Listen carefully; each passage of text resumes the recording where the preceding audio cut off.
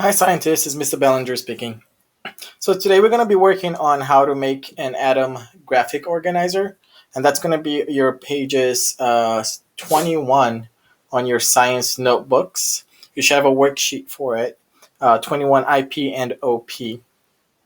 So that's, as we know, is a one way to demonstrate how a atom looks like. It's not necessarily how an atom looks like, but we do have the protons and neutrons in the middle, and we have the electron cloud surrounding the nucleus. Um, the directions to draw a Bohr model are in your worksheet.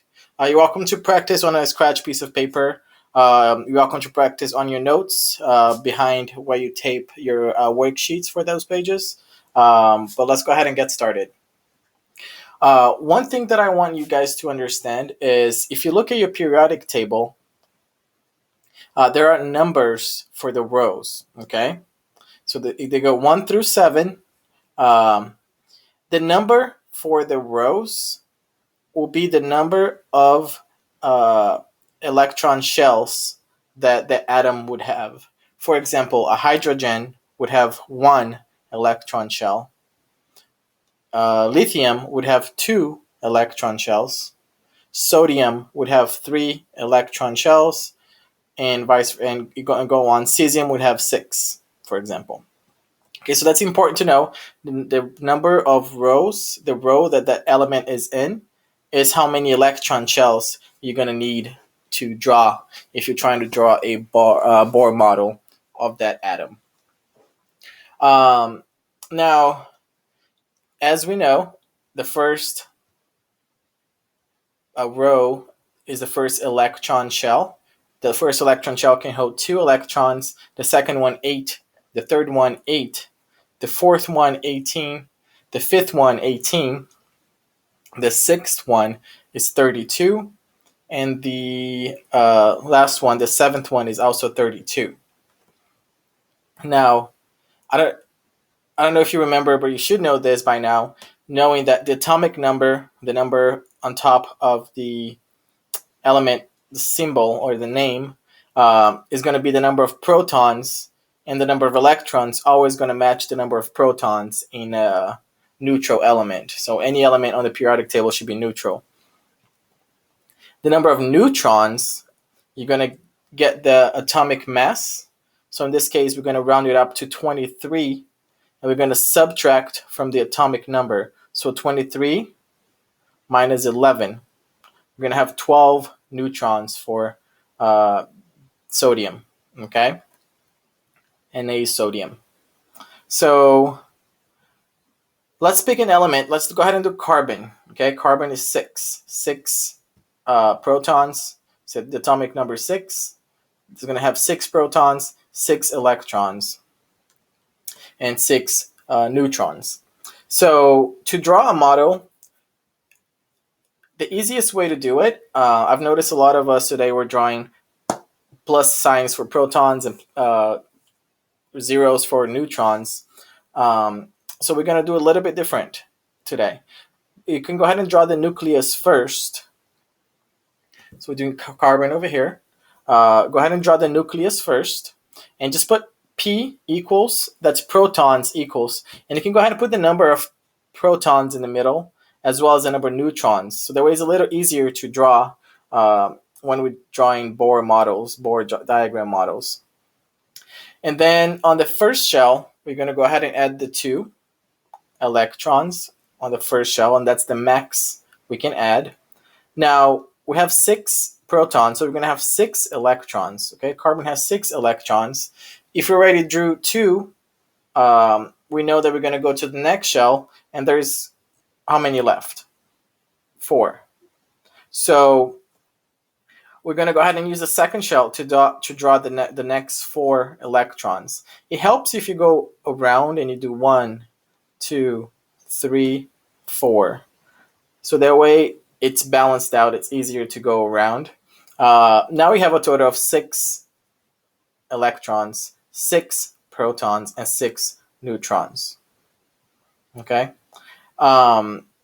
However, keep in mind that you could add up to 8 on the second shell. Okay, we don't need to do more than this because we only have 6 electrons. But the second shell could fit 4 more if you needed. So let's do another example here. Let's go ahead and practice with the element calcium. So calcium is over here. The symbol name is Ca. The atomic number is 20. The atomic mass is 40. Let's round it up to 40, okay, since it's only 0.08. So what's the number of protons? 20, correct. What's the number of electrons? Always matches the number of protons, so it's also going to be 20. The number of neutrons, it's going to be the atomic mass, which is 40, minus the atomic number, which is 20. So we're also going to have 20. So we have 20 protons, 20 electrons, and 20 neutrons for calcium. So calcium is located on the 4th row. Okay, so calcium's right over here on the 4th row. So therefore, calcium is going to have 4 electron shells. Okay, so we're going to go ahead and use the graphic organizer, and we're going to write down that it has 20 electrons total. Okay, the first shell fits 8, second shell fits 8, third shell fits 8, and the fourth shell fits 18. However, we're not going to use all the 18 on the fourth shell. I'll give you the heads up right now. We're going to go ahead and put 2 on the first one. We don't have enough for 20. So we go to the second shell. We put 8. We don't have enough for 20. We only have 10 so far. So we add another 8 on the third shell, which is the maximum. We have 18. 10, 18. So there's only 2 left to make 20. And those last 2 electrons are going to go on the last shell that can fit up to 18. Okay, so we divided all the 20 electrons into each shell of the atom, of the element calcium. The maximum for the first one, 2. The maximum for the second one, 8. The maximum for the third one, 8. And the maximum for the fourth one, or not the maximum, the 2 that were left for the last one, 2, and made 20. So let's go ahead and draw the element calcium, okay? We draw the nucleus first, and we don't want to do 20 plus signs and 20 neutron signs because that was taking a lot of space. So let's go ahead and just draw a circle, and then do P equals the number of protons, N equals the number of neutrons, which in this case is 20 for both.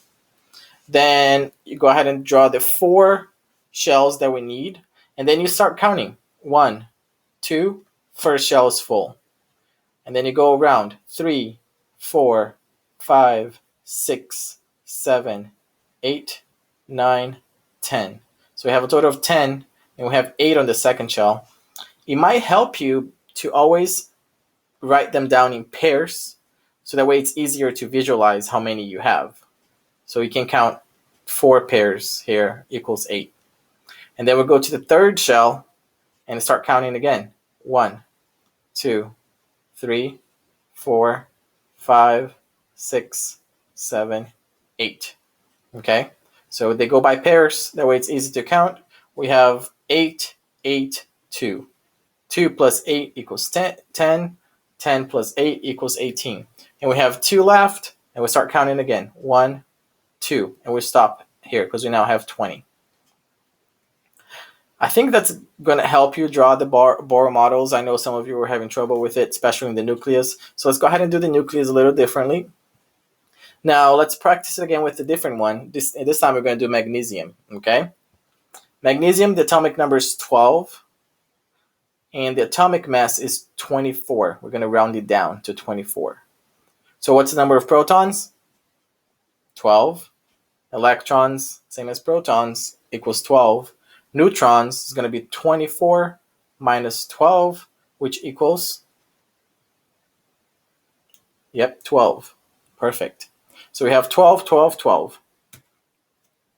Now we can look at the periodic table, and we're going to see that magnesium is on the 3rd row of the periodic table. So it's going to have 3 electron clouds.